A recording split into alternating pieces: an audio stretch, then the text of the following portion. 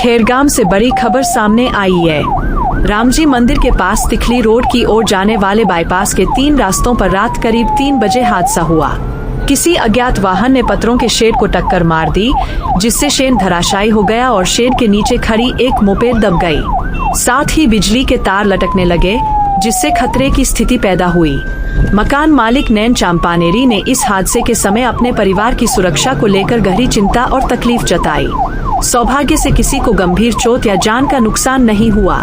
स्थानीय लोग बताते हैं कि इस बाईपास पर स्ट्रीट लाइट की कमी है, जिससे रात में रास्ता बेहद अंधेरा रहता है और हादसों का खतरा बढ़ जाता है।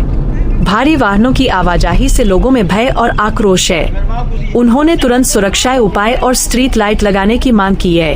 રાતના હતા 3 વાગ્યાની આસપાસ કોઈ અજાણ્યું સાધન આવીને મારા ઘેર આગળ એક્સિડન્ટ કરી ગયેલો છે।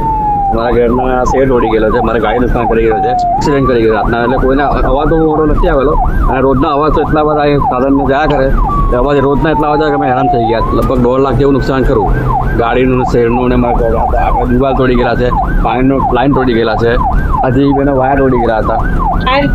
તૂટેલો હતો, લાઈન ચાલુ જ છે।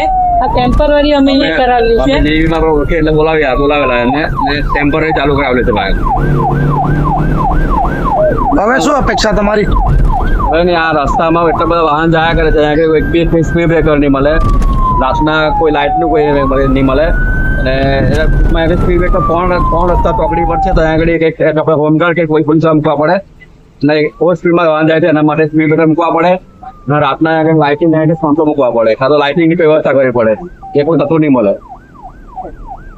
લાઇટના અભાવના કારણે થાય છે કે કોઈ લાઇટની ફેસિલિટી નથી। આ રોડ પર એક પણ લાઇટ નથી? ના, નથી, અહીંયા નથી, ચોકડી પર કોઈ લાઇટ નથી અને વાહનોની એટલી અવરજવર છે કે કોઈ એની સ્પીડ પણ એટલી બધી હોય છે કે કોઈ એની લિમિટ બી નથી।